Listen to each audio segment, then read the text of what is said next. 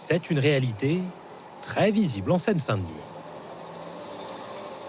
Le trafic de cigarettes, de drogues et de médicaments, comme ici en plein centre-ville d'Aubervilliers.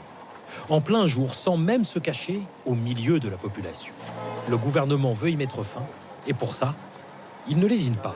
Major, sur les moyens. vous prenez vos effectifs, vous restez de ce côté, et puis on est attentif sur les ondes, je vais donner le top. Ok. Le commissaire Goudalier et ses hommes vont interpeller des trafiquants, repérés en amont grâce aux caméras de surveillance. Allez, Ils sont rodés à l'exercice. on les récupère. On les amène vers le Triomphe. En tout, les policiers contrôlent une dizaine de personnes. Depuis janvier, ils multiplient ce type d'opération. Je les pose là aussi. C'est tout, il n'y a plus rien? 5 hommes sont interpellés avec des cigarettes de contrebande et 1 avec de la résine de cannabis. Cette intervention est typique de celle menée ces derniers mois. Ces opérations se déroulent plusieurs fois par semaine. L'objectif, c'est d'être principalement très visible pour que les citoyens nous voient et aussi de renforcer le sentiment de sécurité. Dans ce secteur, depuis le début de l'année, le nombre d'interpellations liées à la drogue a augmenté de 40%.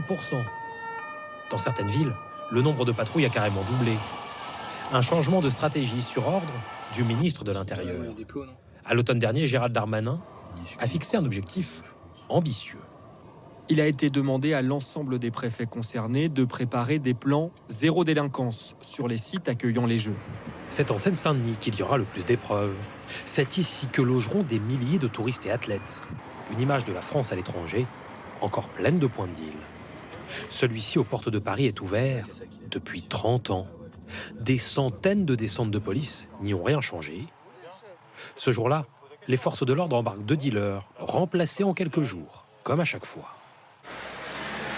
Et sur la route du zéro délinquance, il y a une autre difficulté. Une fois les suspects arrêtés, c'est le ministère de la Justice qui prend le relais. Et en Seine-Saint-Denis, il est déjà débordé.